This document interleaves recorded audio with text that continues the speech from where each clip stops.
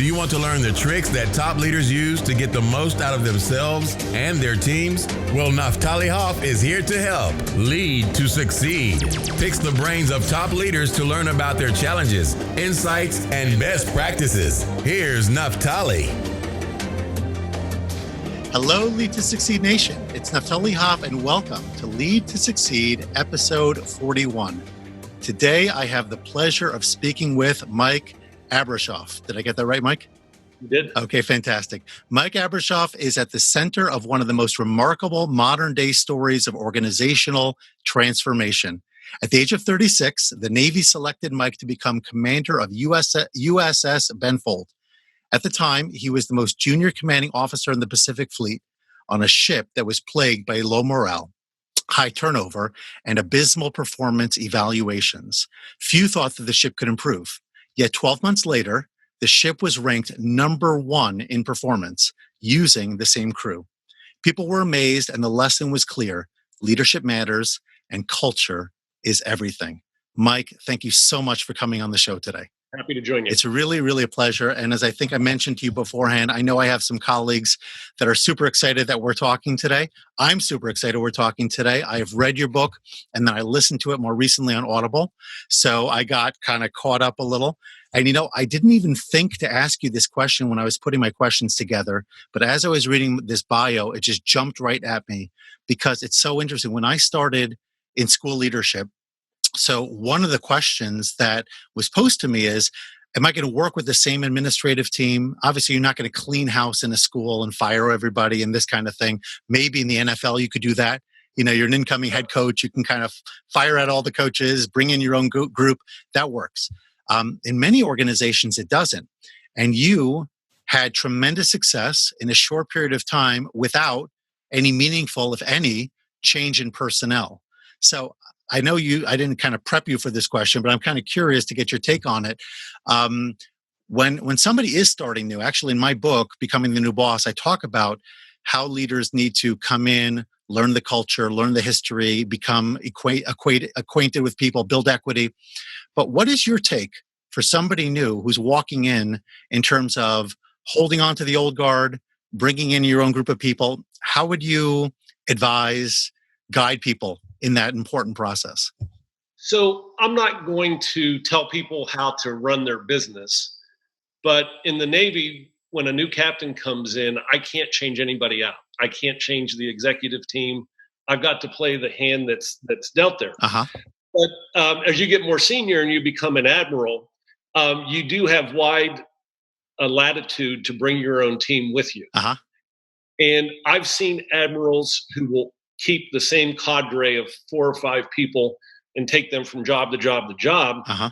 And it's because he or she is comfortable with them, but they get a little insular after a time. Yeah. And they are not open to new ideas. And I've often thought if I ever stayed long enough to make admiral, instead of focusing on 4 or 5, I would want to expand the team of people who buy into my philosophy and constantly bring in new people to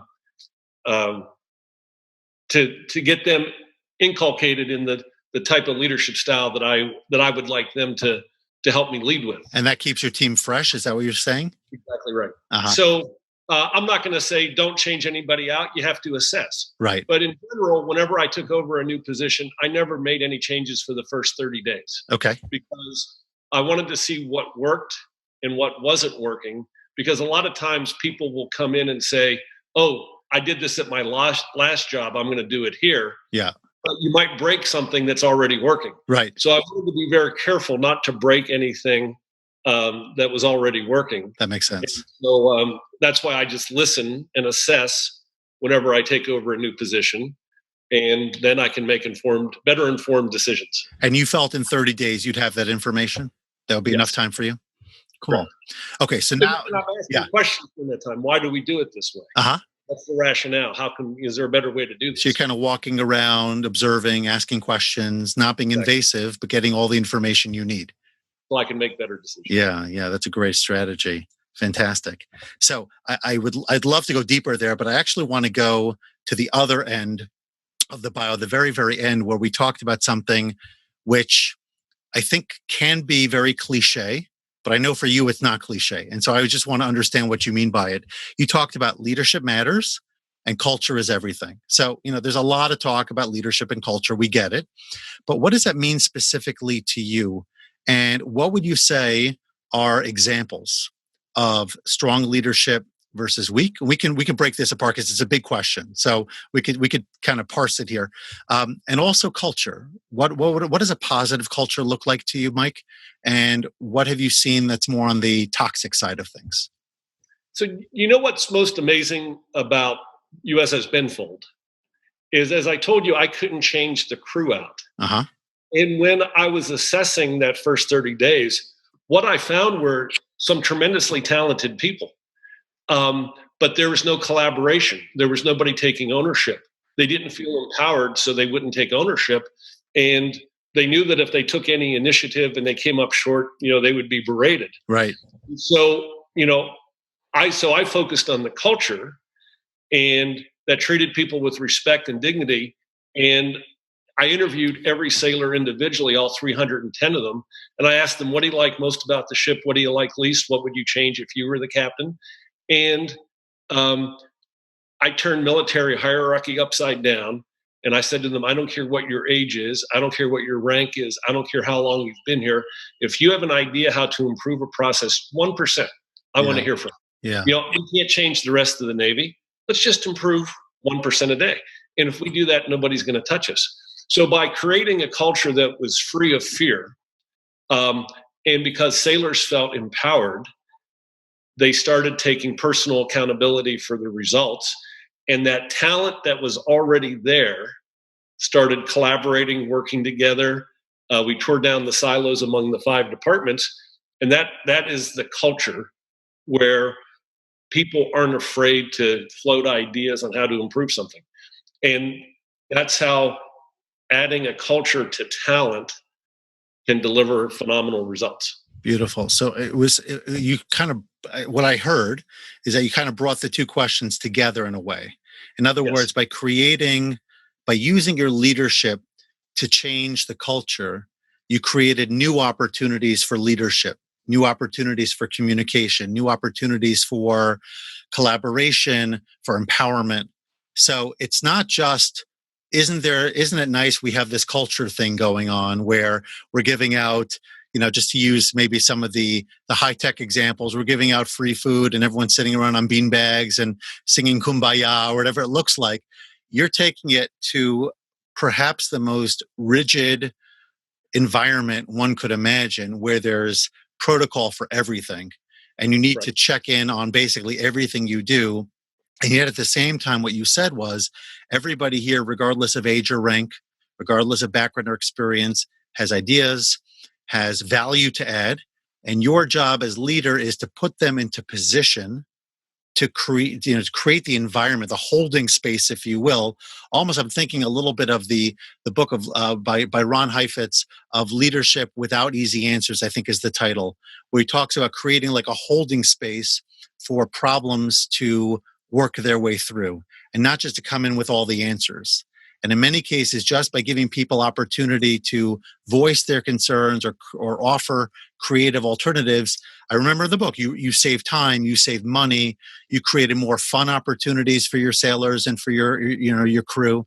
And it just became a funner, more dynamic, more exciting place to work.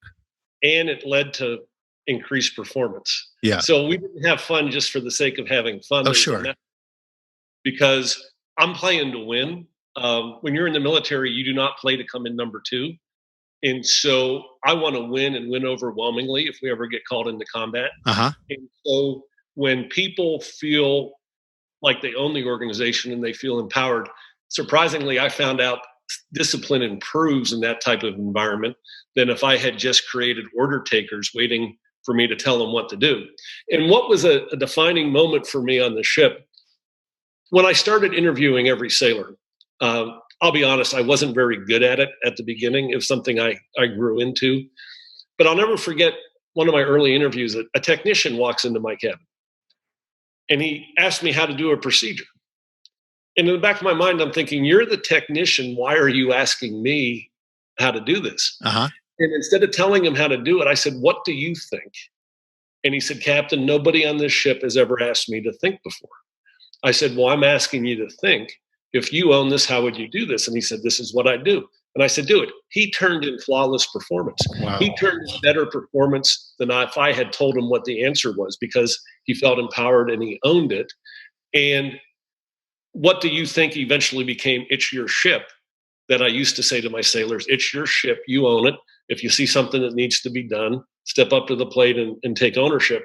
And I was at an event about eight months ago, and the CEO was pointing his finger at everybody in the room and said, you need to be accountable for the results. And I took a step back and I thought, in 2 years, I never once told a sailor, you need to be accountable for the results. What I said to them was, what do you think? It's your ship. They felt empowered. And because they felt empowered, then they took accountability for the results.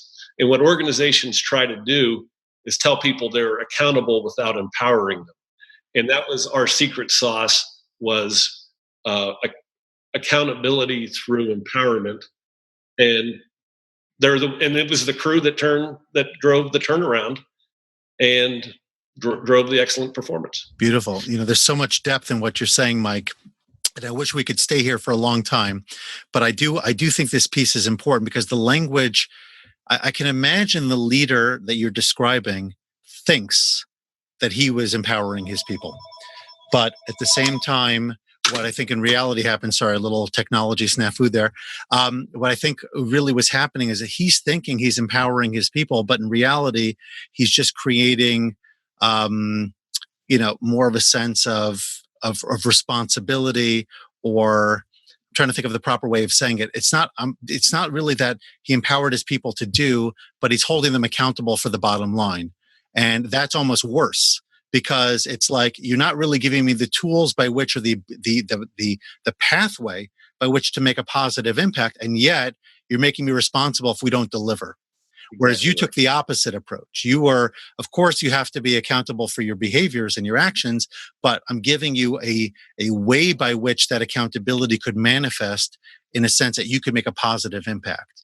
And if I feel like what happened when they started taking ownership is they stopped pointing fingers at each other, and instead started working together. Say, how can we make?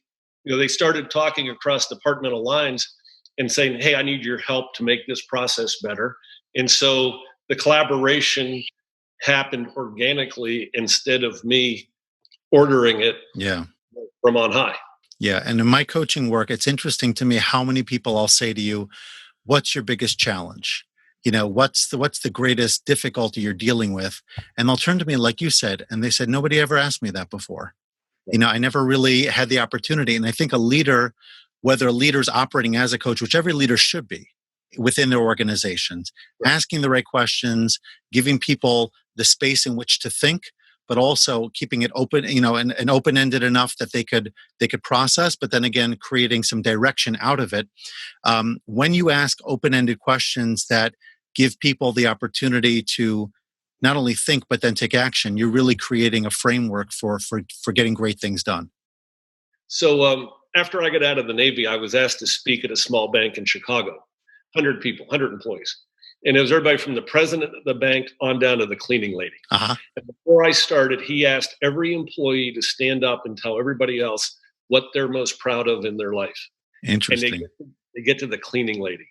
And I could see the apprehension on their faces. They had absolutely no idea what she was going to say. And very confidently, she stood up and said, "My son graduated from the University of Chicago Law School this weekend. And she said, I've come to work to this bank for 30 years so that he could have a better life than what I had." And you could have heard a pin drop. The president of the bank, his jaw dropped open. Worked with her for 30 years, never knew anything about her. And in my own crude way, when I interviewed sailors, I'd ask them, what are you most proud of in your life?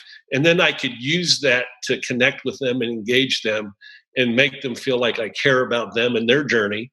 And if people feel like you care about their success, they will follow you into battle. Yeah. And if I recall correctly, you had a lot of, I don't want to say janitor-like, but I mean people with not necessarily the backgrounds or the pedigrees that one would anticipate with high-end success. In other words, you You had know, people who came from, maybe didn't finish their schooling or came from difficult homes or difficult, neighborhoods and communities, and yet they really grew tremendously, and you got a chance to know what their backgrounds were and then help them in their journey, if I understood correctly. so one of my biggest mistakes in the book is that I didn't put myself in their shoes and how they would take it when they read the book. Okay. And when I said they came from troubled or disadvantaged backgrounds, they did, but they didn't view themselves as being disadvantaged. Interesting. Coming from a broken home. And so they kind of resented the fact that I made that comment. But everybody else would say, you didn't start out life at the top rung of the economic ladder. You weren't handed anything in your life. And so they set low expectations for them. And what I wanted to do was to set high expectations for them. Yeah. And create that culture and to train them and to treat them with respect and dignity. And they delivered. Excellent. Like I said, we could spend all day on this because this, it's fascinating, the psychology of leadership, the psychology of culture, the psychology.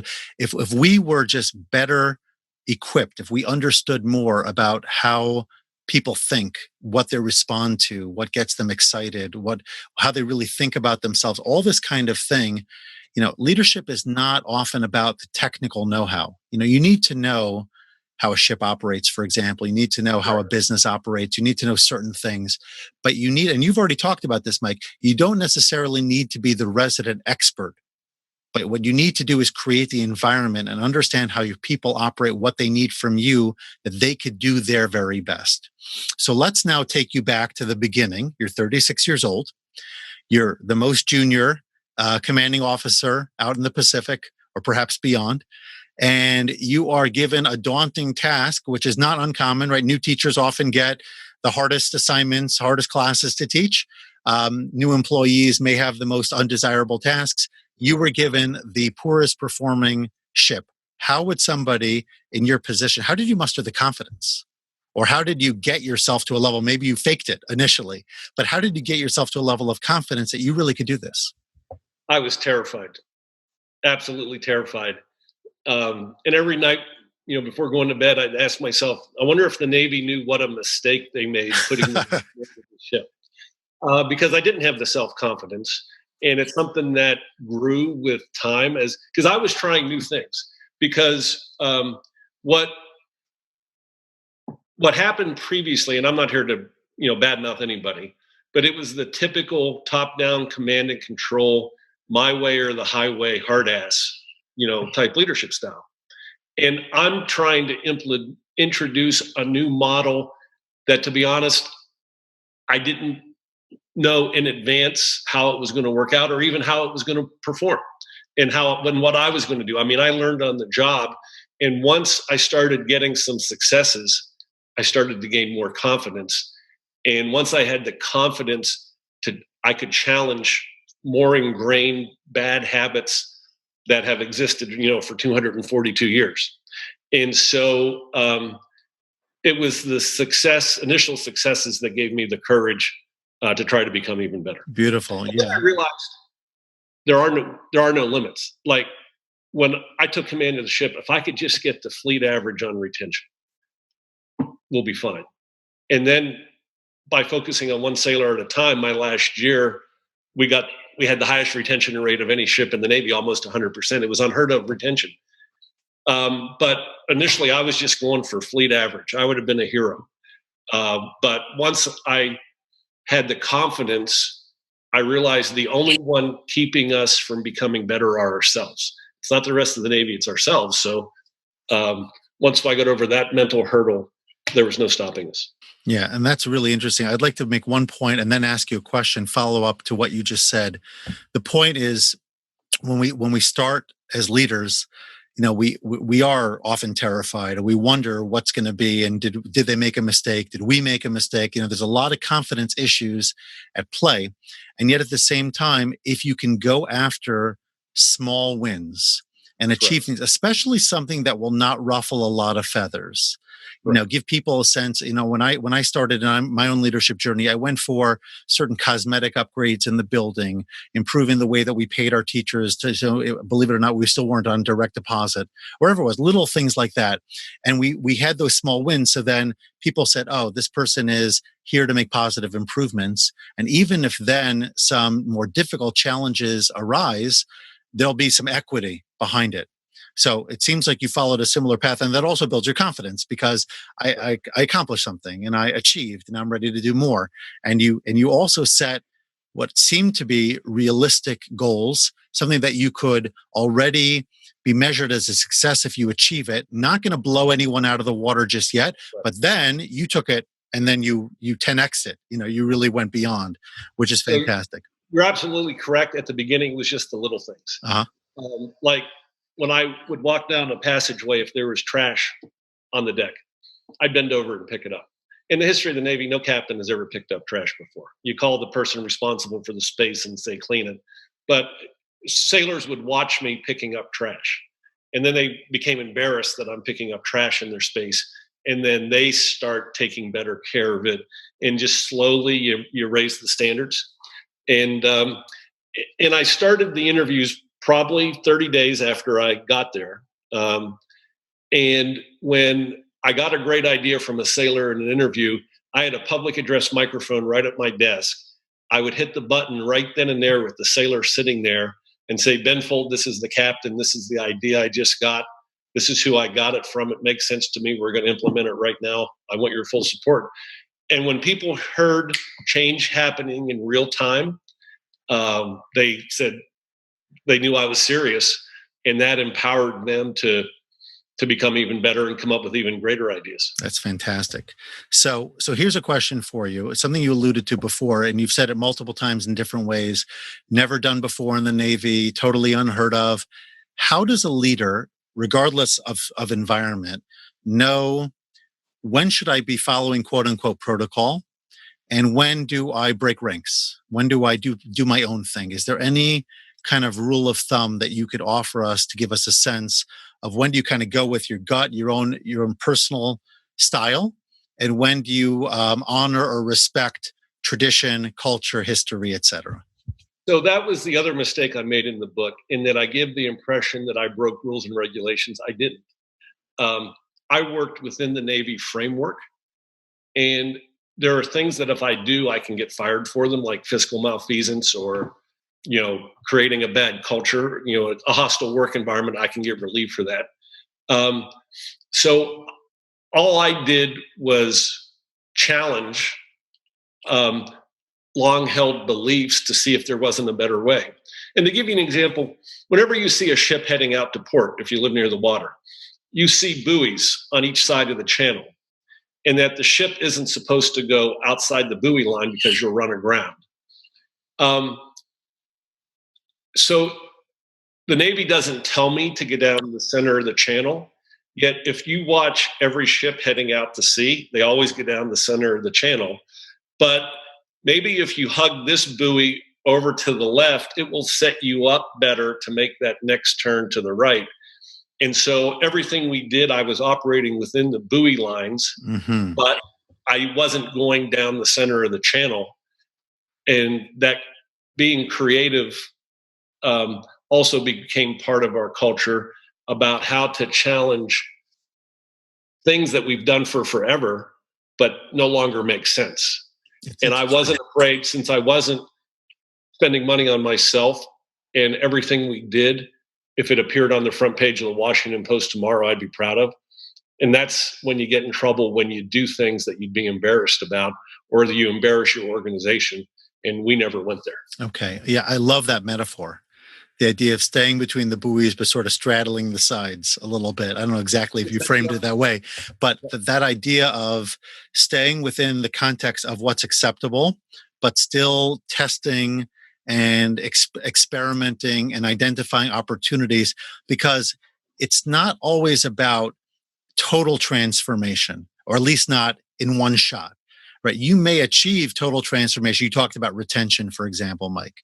So that's a total transformation. The level of retention that you had amongst your sailors was beyond what anyone had experienced before, but you didn't achieve it with one fell swoop of whatever that could have looked like. You took small incremental steps to eventually hit it out of the park.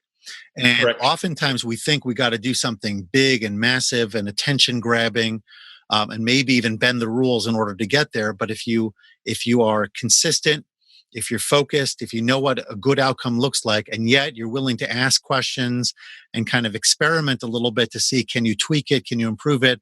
1% improvement here, half a percent over there, 5% over here.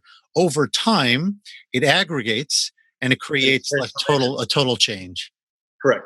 I never once uttered the word transformation on the ship. Not once. To be honest, I wasn't smart enough in business techniques to come up with transformation, but I'm a dumb football player. And to me, if you block and tackle and execute better than anybody else, you're going to the Super Bowl. Mm-hmm. And so all we did was just improved our blocking and tackling and our execution. And you get those small wins, and then they start to snowball. It's like if you got 1% interest a day on your bank account, after a year, you're at 365% improvement in your portfolio. Right. And so, but if you say, I'm going to swing for the fences and I want a 300% return, you'll probably end up losing money. So it's just focusing that 1% a day, and it's manageable. Doesn't scare people, and it gives people confidence to do that 10x return down the road. Yeah, that's awesome. So you've mentioned a lot, but is there any of all of your achievements, which one are you most proud of? And it doesn't have to be in the context of the Navy, whatever. It just came into view this year. Okay. It's taken 20 years to figure out what I'm most proud of. And it isn't the medals or the awards. We have roughly 300 ships in the Navy. And we have roughly 70 admirals administering to those 300 ships, which means statistically every 4 ships will produce 1 admiral. Well, my second in command is a 2-star admiral today. He's president of the Navy War College in Newport, Rhode Island. One of my department heads is a 1-star, just got command of the Abraham Lincoln Aircraft Carrier Battle Group. And 2 of my division officers got selected for 1-star. And so that means that 1 ship produced 4 admirals, whereas historically 4 ships will produce 1 admiral.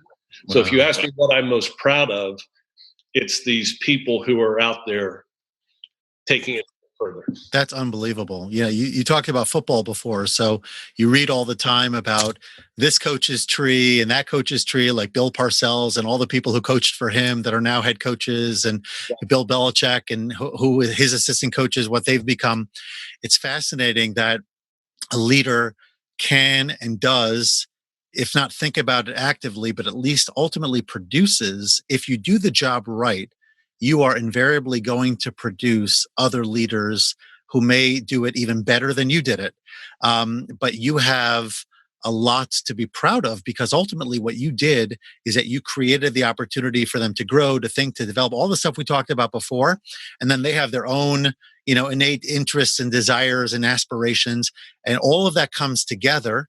And then they sort of extend all of your work and multiply it manyfold. So you had, if you think about it, people are observant.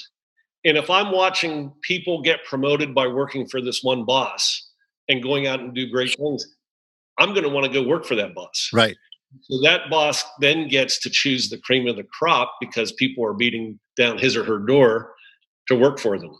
So people are watching, and if you chew people up, they won't want to come work for you. But if you are seen as that leader where you will personally develop, that's how you get the best and brightest to come work for you. Yeah, I love it. And on top of it, other bosses, other leaders are watching all of this, maybe a little bit from a distance. And I'm sure other captains were watching what you were doing on Bancroft. And they started, I know you talked about this in the book, that at least other sailors were noticing, but I'm sure other captains were noticing too. And you may or may not know about specific things that other ships wound up doing as a result of your trailblazing approach to things, but it has this sort of like exponential effect where, everybody's seeing the new and the better, and they want to kind of like catch lightning in a bottle and do more of that also. So you'll never fully know where it ends, but you'll know that the impact was significant.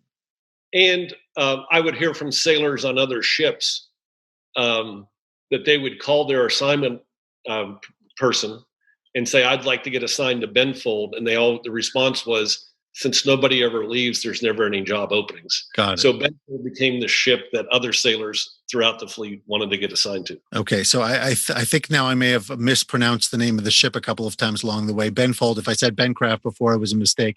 It's another name I have like wedged in my head. So for all listeners, it's totally on my end. Mike, it's really been fantastic having this conversation. Would love to go much deeper with you. But at the same time, one of the highlights of our conversation always is our rapid fire. And so we're going to pivot a little bit and just sort of get to know you a little bit better as Mike the person. And so my first question is something about the Navy that nobody knows about. Short answers, please. Something about the Navy that nobody knows anything about. Yeah, something like as a regular civilian, I wouldn't expect. That we truly have wonderful young men and women in our military, and they're smart. I had a sailor who had scored a 1490 out of 1600 on her SAT, and so what most people don't realize is how smart our people are. When I joined the Navy, in '82, it was like go to prison or join the military. Now it's about ones and O's, and we have incredibly smart people. So if you're looking to add personnel to your business, hire a veteran is what I would tell you. Nice. Okay. A place in the Pacific that everybody should visit. Australia. My favorite country that I visited, but I hear New Zealand is even better, but I've not been there yet. Okay. I've been to 61 countries in 49 states. And on March 29th, I get to my 50th state, North Dakota. So if anybody's out in Fargo and want to join me for a beer on March 29th, I'm buying. It's my 50th state. Oh, congratulations. The kind of books you like to read. Actually, I'm a political junkie. So mostly I read political things and I'm not into sci-fi or anything else. I'm into current events. Current political landscape. Correct. Okay. And lastly, a relaxation technique for busy, stressed professionals. So I watched, when we were at sea, I watched every sunset and every sunrise while we were at sea. And people knew not to bug me because I loved watching the sunrise and the sunset. And so I live on a canal in Florida, in Miami Beach, and I watch every sunset. And I will admit I don't get up to watch sunrise anymore, but I do watch every sunset when I'm here. Got it. Okay. Yeah, that's beautiful. Nature can be so calming, and it just connects you to the universe. It connects you to a sense of purpose, and whether you're a believer, so to speak, or not, it kind of gives you perspective that we often otherwise forget. So let's wrap up by giving everyone an opportunity, Mike, to find you. Where are you hanging out online? How could people connect with you and really gain from your wisdom and your experiences?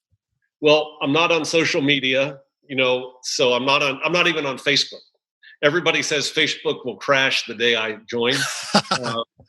But don't be so hard on yourself. You can find me. It survived me. It'll survive you. I'd rather spend my time doing other things than constantly checking a Facebook feed. But I'm on LinkedIn, and my website is apgleadership.com. It's for Aegis Performance Group, APG Leadership. And I've got a wonderful little consulting group, and my partner is Stacy Cunningham, and she's fantastic. So if you want to check out our website, apgleadership.com. And who do you serve? Who are your primary clients? We do a lot in the healthcare and also in the oil and gas industry as well. Got it. Okay. One final life lesson, Mike. I mean, you've given us so much. I feel a little greedy asking, but I always like to wrap up on a high.